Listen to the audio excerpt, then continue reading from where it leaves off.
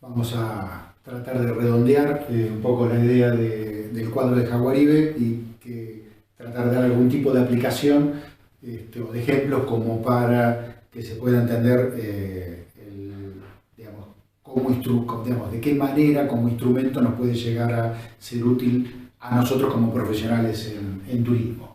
Acá hay algunas cosas que escribimos acá desde la cátedra para que se entienda un poco el tema de cómo puede resultar una herramienta de análisis, digamos, ¿no? Entonces, nos planteamos algunas preguntas, que no es que sean estas, sino que necesariamente estas preguntas, sino que son preguntas que pueden resultar disparadoras o que pueden llegar a ser útiles, sobre todo al momento de hacer algún tipo de diagnóstico, que el diagnóstico no solo se hace en el momento de una planificación estratégica, en el cual es imprescindible hacer un diagnóstico, sino que cuando ustedes van a iniciar en cualquier tipo de actividad, que vayan a poner una empresa turística o no, nos puede llegar a ser de utilidad tener un mínimo diagnóstico hacemos siempre, ¿sí? Lo podemos hacer con cierta rigurosidad y de alguna manera sistematizada, o mínimamente hacemos un diagnóstico de situación en nuestra cabeza viendo cuál es la situación determinada. Ahora, a partir de ahí podemos llegar a tener algunas herramientas que nos ayuden a tener mayor exactitud, mayores certezas sobre determinadas situaciones y tener un mayor entendimiento sobre la sociedad y sobre el territorio sobre el cual nosotros vamos a estar actuando como profesionales. Vamos a algunas de las preguntas acá planteadas y que tienen que ver por ahí mejor con las macrofunciones societales que nos plantea Jaguaribe. ¿Cuál es el paradigma al que adhiere un grupo social? ¿Ese paradigma fue formulado hacia adentro del grupo social? ¿Está siendo cuestionado? De ser así, de si es cuestionado, ¿qué grupos sociales están poniéndolo en cuestión? Y esto es, digamos, cruzar a Jaguaribe con Noel Laguedonner, los dos planteados como herramientas. No es que usamos una herramienta o la otra, las dos herramientas las vamos a estar usando y lo ideal es que si podemos incorporarlas, si logramos incorporarlas como profesionales directamente, ni pensamos que estamos utilizando Laguedonner o que estamos utilizando Jaguaribe, sino que directamente lo usamos, ¿sí? O sea, es una herramienta que pasa a estar incorporada. Es nuestra idea que eso así suceda. ¿De qué manera esa sociedad participa?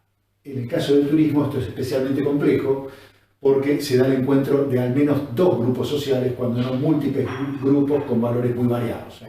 ¿Qué es lo que sucede? ¿Quiénes son?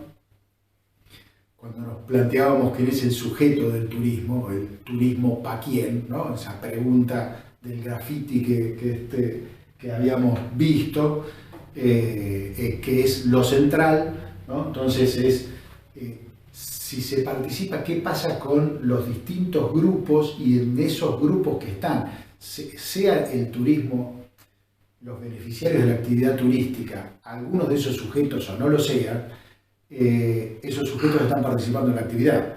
La comunidad residente, sea beneficiaria o no de la actividad turística, es partícipe. Y como partícipe puede tener tiene distintos tipos de relación, digamos, hacia dentro de los mismos sectores, hacia el sector de los turistas, hacia el sector de los migrantes.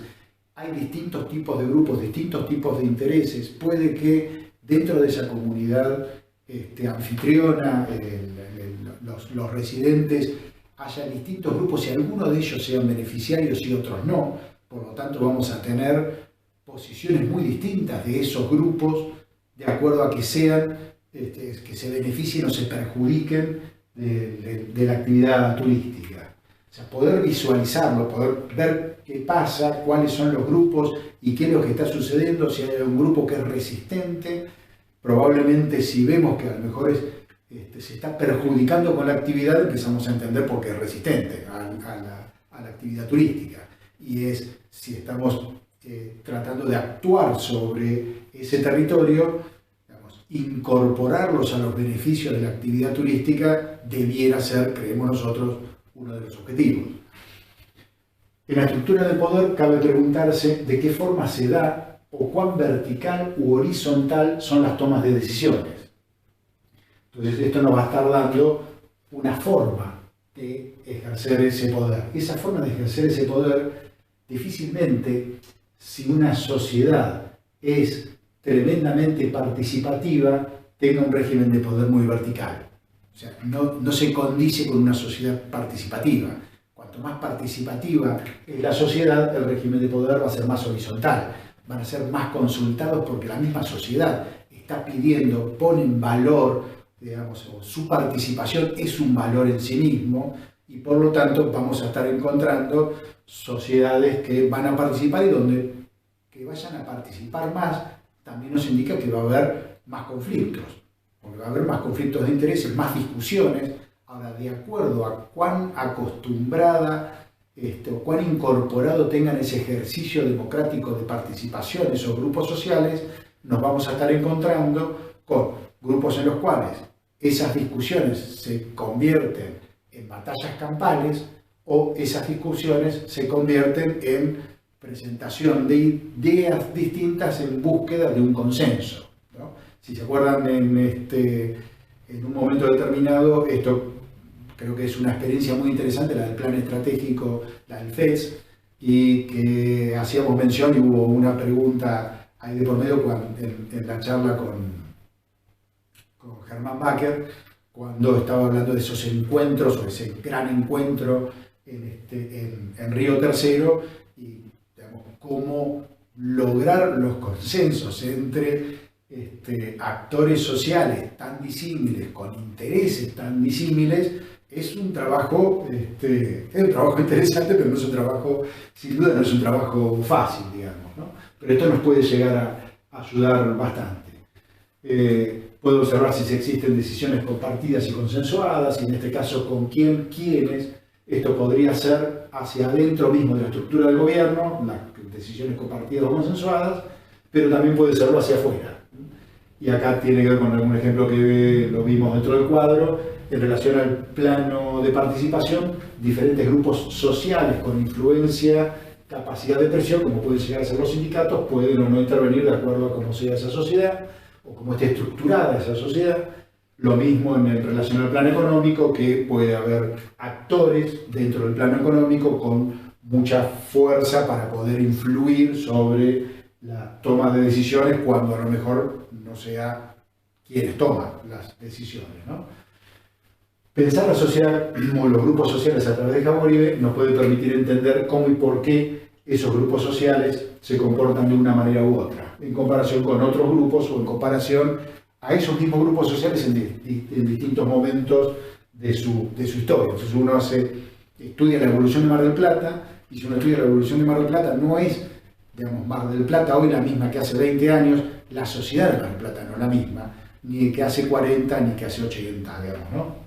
Entonces va cambiando, porque obviamente que esas sociedades están vivas y que son cambiantes, y uno, a partir de tratar de ver cuáles eran los valores imperantes, cuáles eran los paradigmas imperantes de un momento determinado, puede entender por qué determinadas cosas se dieron de una forma u otra. Hubo una anécdota acá, una charla hace un montón de años, de uno de los intendentes socialistas que tuvo Mar del Plata, y que había ejercido el Ejecutivo en uno de los momentos donde Mar del Plata se fue para arriba de manera horizontal, digamos, ¿no? De propiedad horizontal, de manera vertical. En los PH, la construcción, digamos, de Avenida Colón, ¿no? Esos edificios en altura. Y claro, unos cuantos años después, donde se empezó a ver los problemas ambientales, de alguna manera, los problemas urbanísticos que eso tenía, en una charla que daba se le consultó, de alguna manera más que se le consultó, se le increpó de cómo podía haber sido que en el gobierno de él dejaran hacer esas estructuras urbanísticas.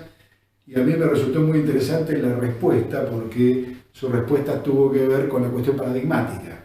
Lo que planteó es que esta valorización negativa sobre esas mismas edificaciones era exactamente la contraria en el momento que se hicieron. todo el mundo acompañaba, no sé si todo el mundo, pero por lo menos en general había un gran acompañamiento. ¿Por qué? Porque estaba puesto en valor los beneficios que eso traía y no estaban invisibilizados. Uno podría llegar a decir se desconocían, si quieren con signos de preguntas. Al final, los efectos negativos de ese tipo de estructuras, digamos, ¿no? Pero lo que presentó es, en aquel momento, nadie me hacía, cuando yo era intendente, nadie me hacía este planteo. Me lo hacen ahora, una vez que esto está hecho y que los problemas se ven. En aquel momento me aplaudían por hacerlo, no me criticaban, digamos, ¿no? O sea, si se tiene la respuesta está en esa cuestión histórica respecto de cuáles son los paradigmas vigentes. Vamos a cerrar la clase de hoy con algo que tiene que ver con esto de los paradigmas vigentes y cómo se dan cambios territoriales en función de esos paradigmas vigentes. Y acá también esto que puede llegar a ayudar a la comprensión, pero al mismo tiempo al estudio de ustedes y a empezar a integrar los temas que vamos viendo. Entonces uno podría plantearse, digamos, cruzar a Jaguaribe con Muné, ¿no? Entonces uno podría llegar a decir cuáles son, digamos, cómo uno puede analizar a través de Jaguaribe, utilizando el cuadro de Jaguaribe, a los distintos momentos históricos del ocio, ¿no? Al ocio griego, romano, del medioevo, de la época victoriana, la revolución industrial. No lo plantea Muné en la actualidad, pero uno lo puede llevar. ¿Cuáles son los valores que estaban implícitos en cada uno? Y uno empieza a entender que las diferencias tienen que ver con los valores.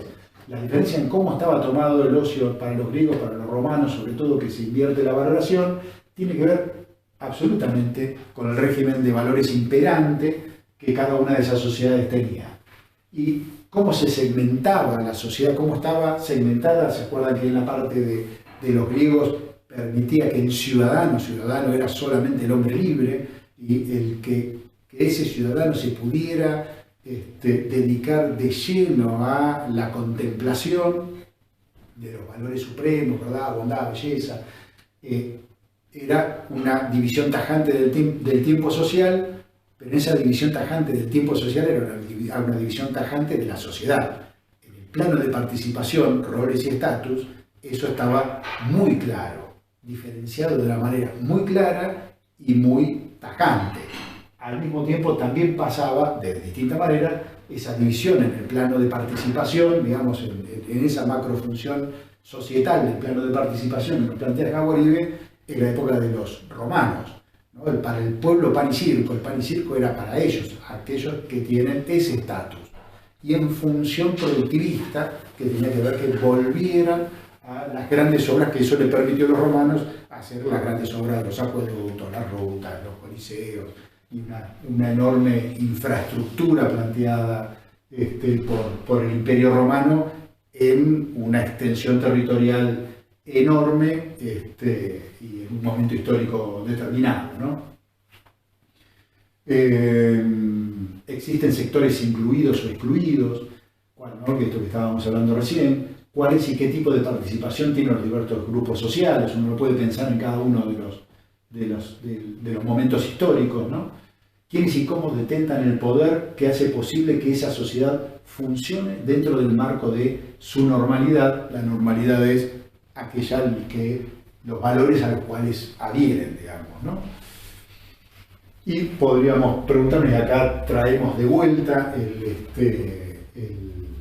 un pedacito del texto de Elizalde, que ustedes lo tienen dentro del Power más completo, porque un pedazo más, una estructura más grande, digamos, dentro del Power de tiempo libre, y para abordar también la temática tiempo libre. Y nos dice Elizalde: hacer nuestras sociedades contradictorias, llenas de tensiones, y al estar en constante e impredecible cambio, está emergiendo un nuevo sujeto social y un nuevo imaginario social que expresa como ideología base el sobreconsumo, lo desechable, lo fragmentado e individual, material y concreto, pero a su vez lo efímero, fugaz e inmediato. Todas estas novedosas características harán vivir de forma distinta el ocio a este emergente sujeto social en las agitadas sociedades actuales. lo que se contrasta con realidades sociales aún existentes en la vida de muchas comunidades locales, en las cuales la solidaridad, la empatía y la valoración de los otros, en cuanto a legítimos otros, sigue siendo un elemento relevante y significativo. ¿Habrá sido similar el vivenciar el ocio en todos los tiempos y contextos históricos? Y acá Elizalde se lo pregunta más allá de esas diferenciaciones que hace Munet, ¿no? ¿Cómo habrá sido vivido en las culturas africanas, orientales, indígenas americanas y otras no occidentales? ¿El ocio siempre existió o representa un fenómeno característico de las modernas sociedades urbano-industriales? ¿No? Preguntas que nos hace Elizalde y que para lo cual Jaguaribe nos puede llegar a aportar. Pero al mismo tiempo nos hace una diferenciación que convive, y esto es lo que lo hace complejo, digamos, el abordaje cuando uno está trabajando sobre el tema tiempo libre, sea en su opción recreativa, en su opción turística, pero las sociedades vienen con muchísimas, digamos, las sociedades a las que nosotros pertenecemos tienen muchísimas contradicciones y conviven distintos tipos de valores que hacen que parezca una sociedad contradictoria, no, que sea una sociedad contradictoria o que se den contradicciones profundas. Ver, digamos, esas contradicciones y cuáles son los valores presentes dentro de estas, que dentro del mismo texto de Elizalde nos planteaba, al mismo tiempo que el sistema nos vende la vida, vivir la vida en ocio completo como una meta a alcanzar, al mismo tiempo el mismo sistema nos está planteando que el ocio es una cuestión negativa porque es no productivo, ¿no? Y esas dos miradas, esos dos paradigmas conviven en la actualidad, ¿no? O sea, hoy lo tenemos presente, al mismo tiempo que tenemos presente cada uno de estos. Y eso genera respecto del tiempo libre una complicación aún mayor para entenderlo. Pero creo que con algunas de estas herramientas nos pueden dar una ayuda en función de echar un poquito de luz dentro de estas complicaciones, ¿no?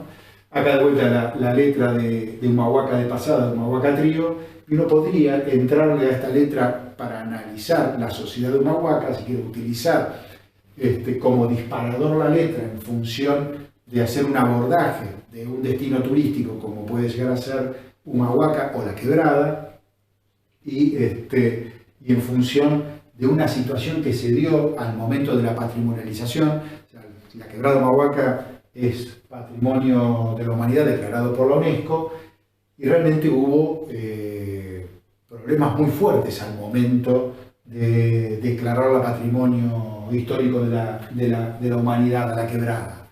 Y